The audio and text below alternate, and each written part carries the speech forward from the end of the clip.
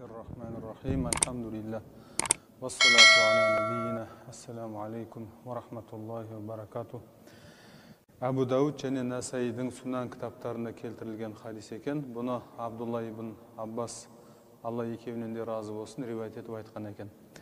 Кім-де-кім истиғфарды айтып жүретін болса, Алла Тағала оның әр қысылтаяңнан шығатын орнын көрсетеді. Қиыншылығын жеңілдетеді. Және де ойламаған жерден ризық несібесін береді деп айтқан екен.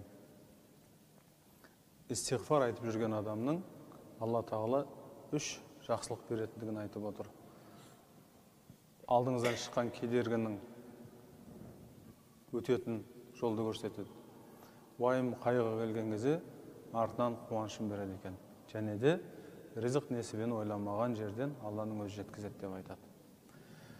Ал енді истиғфардың маңыздылығын бірақ сөзбен айтып жеткізуге болады. Біз 5 уақыт намаз оқыған кезде Аллаху акбар деп намазға кірісіп, Құран оқып, сүре оқып намазда, пайғамбарымыздың көрсеткен барлық амалдарын жасап, сәжде жасап, намаздан бітіп, екі жаққа сәлем берген кездегі бірінші айтатын сөзіміз истиғфар. Құлшылық жасап тұрып, сәлем беріп болғаннан соң астағфирулла, астағфирулла, астағфирулла деп бірінші айтатын сөзіміз истиғфар. Альхамдулилля, намазды оқып біттім деп айтпаймыз. Уа Алла Тағала мені кешір деп айтамыз. Ғибадаттамыз айтпасам. Жай жүрген жоқпыз. Жай дастарханда отырған жоқпыз. Міне бұл истиғфардың қаншалықты маңызды екендігін көрсетеді. Ал енді кім-де-кім истиғфарды айтып жүрсе деген сөз не ол?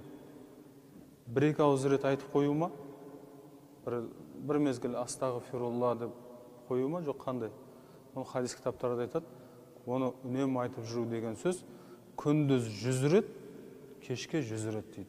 Одан кемі кем болып саналады екен. Не осы кем дегенде күндіз 100 рет, кем дегенде кешке 100 рет айтқан адамға хадисте уәде етілген жақсылықтар бұйырады екен.